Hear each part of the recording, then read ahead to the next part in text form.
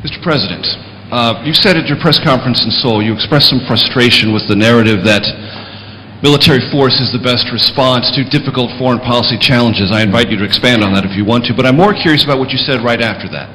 There are many tools in the American toolbox to advance foreign policy interests. As you know, one of those tools is for America to use her prestige to speak out on behalf of human rights, racial tolerance, political accountability, and free speech.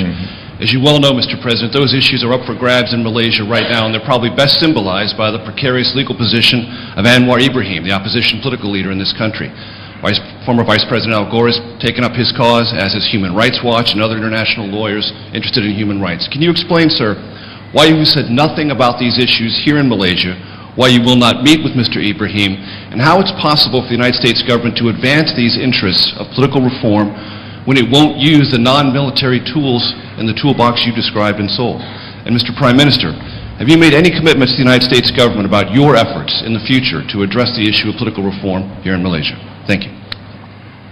Well, first of all, Major, I think it's important to note that there is not a meeting I have around the world where issues of freedom of the press, human rights, civil liberties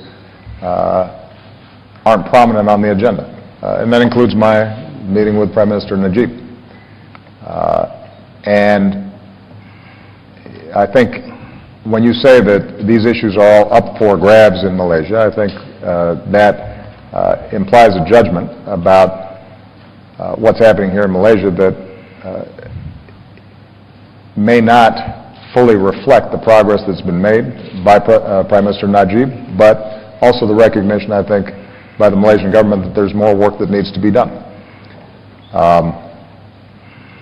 The fact that I haven't met with Mr. Anwar in and of itself is not indicative of our lack of concern, given the fact that there are a lot of people I don't meet with, and opposition leaders that I don't meet with, and that doesn't mean that I'm not concerned about them.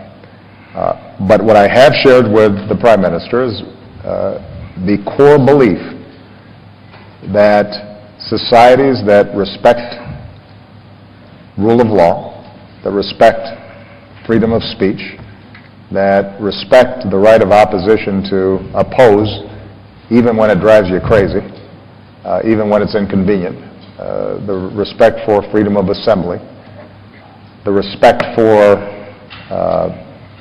people of different races and different faiths and different political philosophies, that those values are at the core of who the U.S. is, but also, I think, are a pretty good gauge of whether a society is going to be successful in the 21st century or not. And I think the Prime Minister is the first to acknowledge that Malaysia's still got some work to do, just like the United States, by the way, has some work to do on these issues.